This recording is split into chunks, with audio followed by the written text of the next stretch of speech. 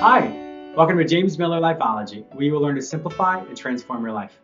My name is James Miller. I'm a licensed psychotherapist and a composer. In this episode, I wanted to speak with you about having a restoration mentality. Life is going to happen to us. When we go through something very difficult, it is going to change us. I think many times people think, I don't want to go through something, or I have gone through something, and I want to be the person I was before. That's great in theory, but it's not going to happen. When you add more life experience, you can never go back to where you were. So let's say you've experienced something pretty traumatic, pretty devastating, a divorce, perhaps you lost a child, you lost your job. So many of these changes are just incredibly devastating. But when we think I want to go back, or I wish life had been different, or I could go back to a previous time, of course, it makes sense that you would want to do that. But as we know, you can't. So the restoration mentality, or having a restorative mentality, is essentially saying, this is what I lost, but this is what I've learned, and this is what I'm going to do again. We've talked before in the yesteryears episode, as far as if you've accomplished something in the past, you can accomplish it again in the future. So think about it. If I'm going to restore a car to its natural, or to its original form, I'm going to take new parts, I'm going to take new things, and I'm going to adhere it together. I'm going to weld it together.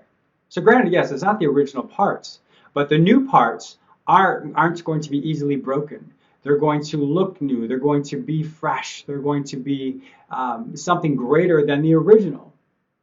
And so I want it to be you to think about this in the same way. When you move forward in life, when you have this restoration mentality, we look for those things that are going to add to our life so that we can become greater than we were before.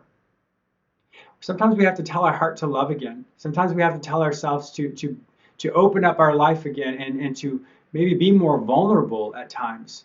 Because the only way that you're going to be restorative is, once again, if you take a chance. Sometimes taking a chance can be very scary, but it's necessary. Because when you take that chance, then you are able to move in the direction that you're supposed to go. You're allowing yourself to move through that open door. Regardless of what the circumstances may look like, you can get through this. You can have a restorative mentality, and you will be restored.